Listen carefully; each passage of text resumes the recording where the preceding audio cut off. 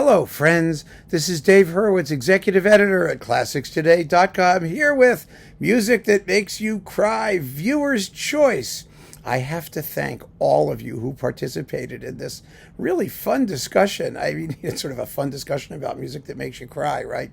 But it makes you cry for all the happy reasons, because it's so affecting and emotional, and because we love it so much, and we want to share our own deepest feelings. And goodness gracious, when I did the Music That Makes Me Cry video a couple days ago, I had no expectation that the floodgates would open and you would all chime in with your lists, but you did, and they were marvelous, and they were considered and thoughtful and smart, and you're just the best, you folks. You really are, and so forthcoming. Your willingness to share your feelings with the world, with the universe of viewers. I just can't thank you enough for doing it. And so what I did was I put together a list of what I impressionistically regard as the most popular choices, because a lot of pieces came up more than once. I even got a couple of them right. Oh boy, that most of you agreed with, or some of you agreed with.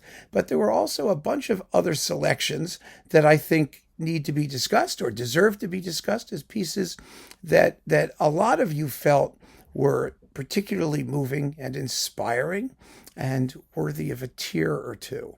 So I have 10 of them here. And I mean, there were others that could have been on the list. I know. So let's not go there. I did have a few criteria. I wanted to stick to one work per composer, because I want, as always in this, I want the widest possible selection. I deliberately left out a lot of operatic stuff. I mean, I had Janacek's Yennefer, which just blows my mind.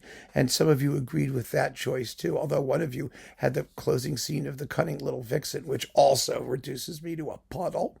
But I have to say, the operatic selections were really interesting. At least some of them were, and I wanted to include those as well in this particular list, more of that, because of course vocal music is going to be, deeply, deeply moving. I mean, especially operas where someone's usually dying or something's going on, but not always, but something moving. It could be love, it could be death, it could be, I don't know, whatever. So there's a bunch of those, and then a couple of real surprises that I absolutely agree with, by the way, but I was still really surprised. So let's go through the list, shall we? First, Mahler. So many of you agreed with my choice, Symphony number 2. Yay! So I put it on the list again because it was ratified by your selections. But a lot of you also mentioned the Ninth Symphony, the Adagietto from the Fifth Symphony, Abschied, of course, from Das Lied von der Erde. Mahler did really, really, really well in this list. And for good reason, I think. He's one of the most emotionally affecting composers that ever existed. Also, the Andante of the Sixth Symphony. That was a very, very interesting choice, which I always agree to. The climax of that is so beautiful. When it eases into that final da-da-da-da, da-da-da-da, ya-da-da-da. Oh, my God, it gets to me, too. But yes, the Second Symphony was a good pick on my part. I'm so happy. So I put that on the top of the list because you have to get through my choices quickly. And then afterwards, all the rest of it is you guys. The other piece that I picked that a lot of you agreed with and that I felt really good about was Ravel's Mother Goose ballet, particularly the last number in it, the Fairy Garden, which is just, oh God, it's so beautiful. It's that kind of, you cry not for sadness, but just for the beauty of it, the purity, the sweetness that's totally unaffected and goes straight to the heart. And it did go straight to your hearts too, and your tear ducts. So Ravel's Mother Goose ballet, the Fairy Garden, or the Suite with the Fairy Garden, either one, it doesn't matter. That got on the list again, so I'm very happy about that too. All the rest comes from you. Original selections. Next, Vaughan Williams, Symphony number 5. Some of you chose the Romanza, the slow movement. Some of you chose the final Passacaglia. But Vaughan Williams made the list a lot. I was really surprised how frequently he turned up. I mean, it could have been Job, which I picked, the Tallis Fantasia, which some of you mentioned, the last movement of the Pastoral Symphony, which is extremely moving.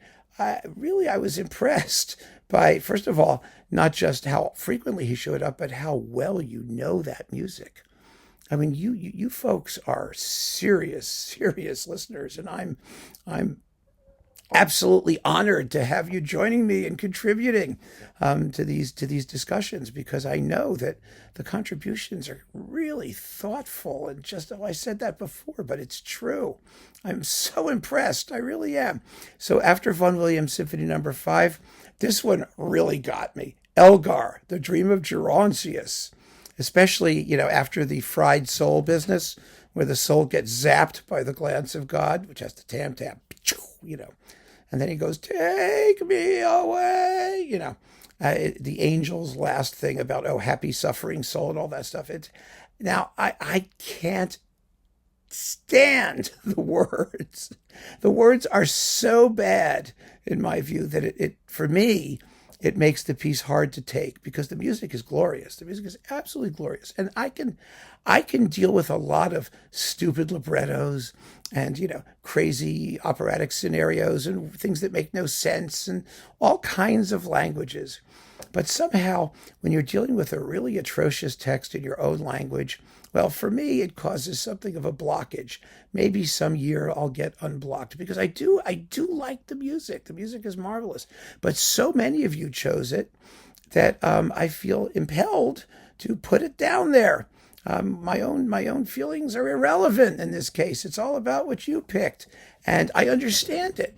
And I also have to say that the selections that you usually chose, well, some of you chose just Gerontius's stuff, but most of you chose the Angel's last sort of aria thing. It's some of the most moving text as well. It really is. It's not, we're not dealing with the mechanics of Catholic doctrine in those last lines. I think they're very, very beautiful, and the music is absolutely gorgeous. So yeah, it's on there, and non-English listeners, of whom we have quite a few from countries other than the UK, may find that very surprising. A bunch of you also chose the Elgar Cello Concerto, which I also don't like very much, but I have to mention it. Because I understand where you're coming from. I do get it. The music doesn't hit me the way it hits you, but it hits you, and that's what matters.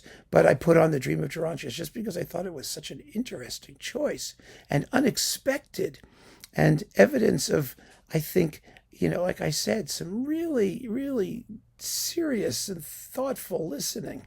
So yeah, there you go. After The Dream of Gerontius, well, we've got a lot of vocal stuff coming up, the next few selections. Dvořák, Rusalka, The Song to the Moon, and some of you chose the final scene of the opera also. But lots and lots of songs to the moon. I was dazzled. The other big Dvořák pick that you mentioned was the Cello Concerto, especially the slow movement, which was written, of course, in memory of Dvořák's first love, who was dying while he was writing the Cello Concerto.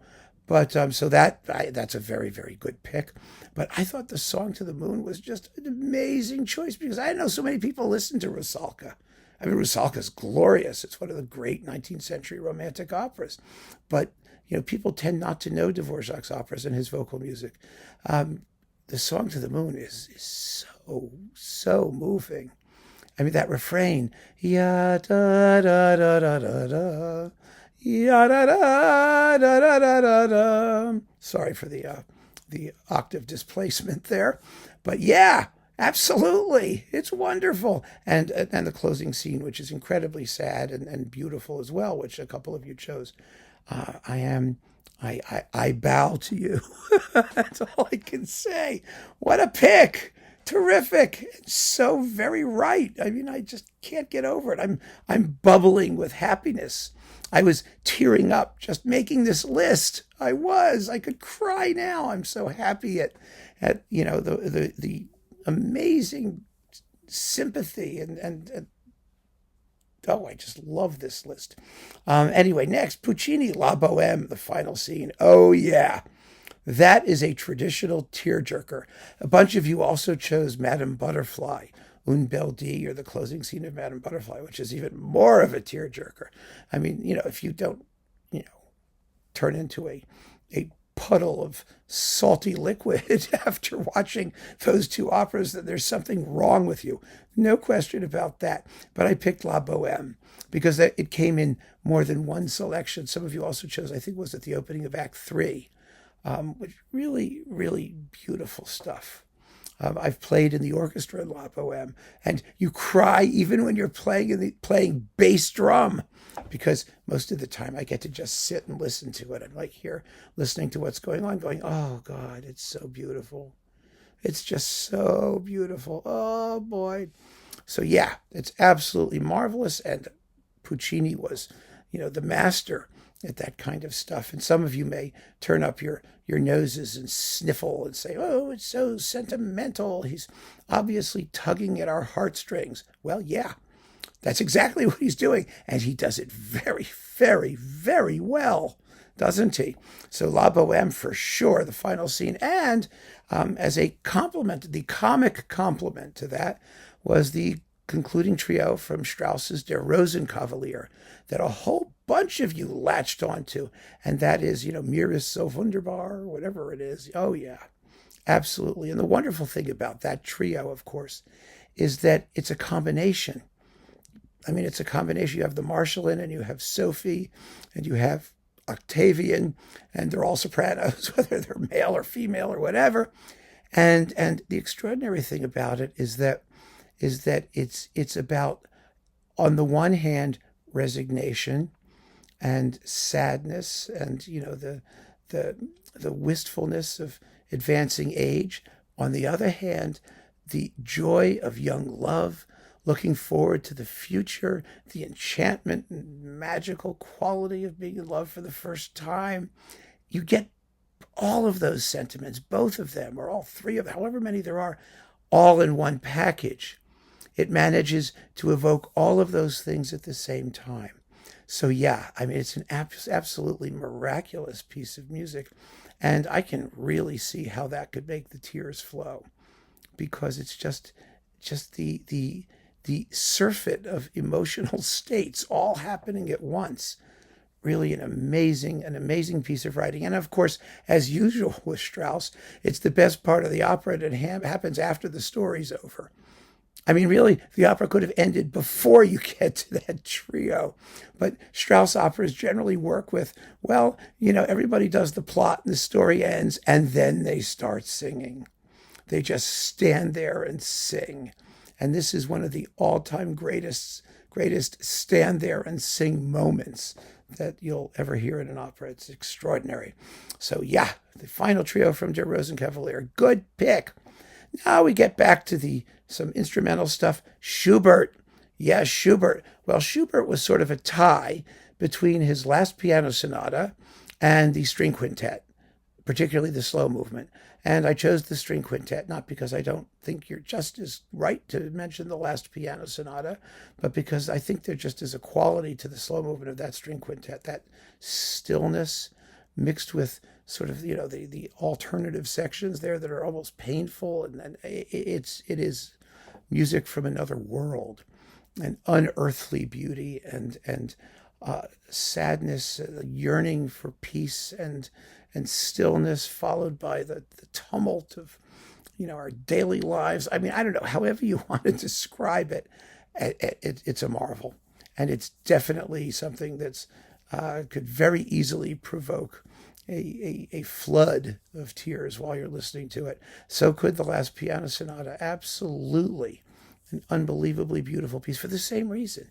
It has that unearthly translucence, that seemingly you're yearning for peace and stillness, but always disrupted by malevolent forces or something like that. Again, it's up to you how you read in what you read into the music, but yeah, very, very powerful stuff. And the string quintet is it's sui generis. It's for two cellos instead of two violas, and it's got just, there's nothing like it. There's nothing like it in the entire repertoire. Whereas, wonderful as that last piano sonata is, I just felt, well, okay, there's a bunch of late piano sonatas which are pretty remarkable, by Schubert, by Beethoven, by other people, and that string quintet though is just makes you cry just thinking about it. And of course, Schubert was sick and he was tired and written out at such an early age, and his life was so tragic. You can't really separate it from the circumstances, can you? Next, this was a very interesting choice. Mozart's Ave Verum Corpus. That little tiny motet, 4 minutes long. This little sniglet of Mozart, and it is just, as some of you pointed out, the most perfect embodiment of spirituality in music. It is.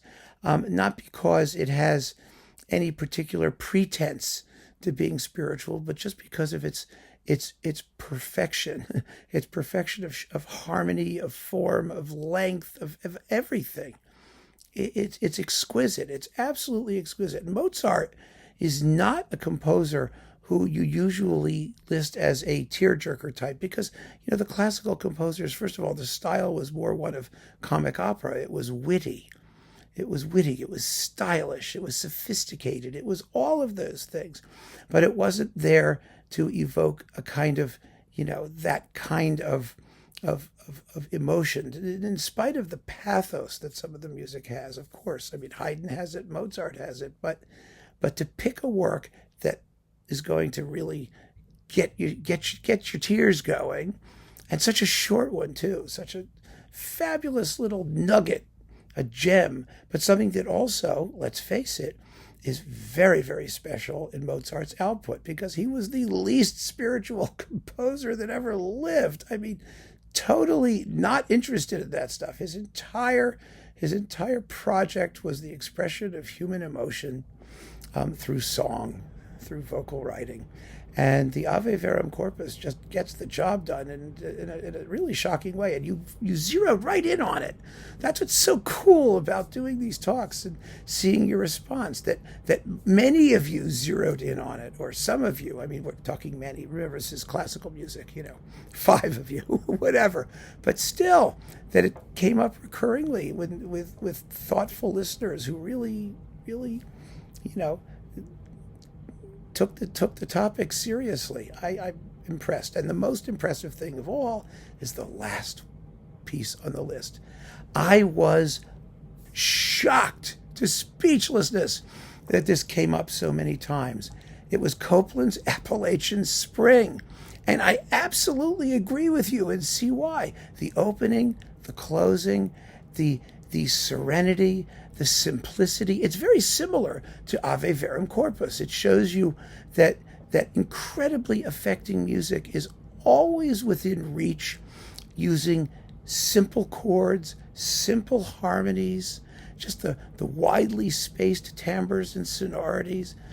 I was torn between, and so were you, between the opening of the ballet, but most of you chose the closing of the ballet after Simple Gifts. Ya da da da da, ya da da da da, ya da da da da. Just those beautiful string phrases. And yeah, it's so touching. It's so intensely moving. And again, Copland, he was a neoclassicist. He wasn't a sentimentalist at all. If you listen to the rehearsal disc where he's doing the chamber version of Appalachian Spring, and he's rehearsing the Columbia chamber players, whatever pickup group he was using to do it. It's a marvelous recording. And he kept saying to them, less sentimental. It's a little bit too on the Massenet side, is what he was telling them. It was really funny to hear him say that. With that music, he didn't want it played in a sentimental way. But we don't always cry because we're feeling sorry for ourselves, or because we're being sentimental in the La Bohème kind of sense. We cry sometimes just out of the joy of witnessing something that's exquisitely beautiful and utterly sincere in its simplicity and its directness of expression. And in the fulfilling, it's such a fulfilling moment, the end of this ballet. This country couple has built its barn, and they're going to sleep happy and content in their home, and there's just that feeling of you've arrived at a place of perfect peace and happiness and stillness. And I think that aspect of it, the idea that all of us in the tumult of our daily lives, we are searching for that kind of an experience of sort of perfect peace that isn't death. that's just that we can go on living with that sense of fulfillment and of being home. Yeah, I mean, again, this is one of those, I can get weepy thinking about it. I really can. And I know that a lot of you did. And for so many of you to home in on this particular moment and this particular work, I think that really says something. It says something about our sensibilities, about what we listen to, why we listen, and it makes me feel really good and really hopeful and really proud of all of you for contributing to this thread. So I want to thank you. I know that, the sequels are never as popular as the originals when it comes to these videos, but I got to say, even if you watch the first one, what am I saying here? If you're here at the end of 25 minutes, 20 minutes, you're already watching it, but I hope that all the same people chime in to see this list, because it adds so much depth and context to the initial conversation. And I have to also thank once again the original poster who just asked me that simple question: what makes you cry? What music makes you cry? It was a brilliant idea, a wonderful question, and I think we've all given an incredibly hopeful and meaningful and beautiful answer to it. So keep on listening, friends. Thanks so much for joining me. Take care.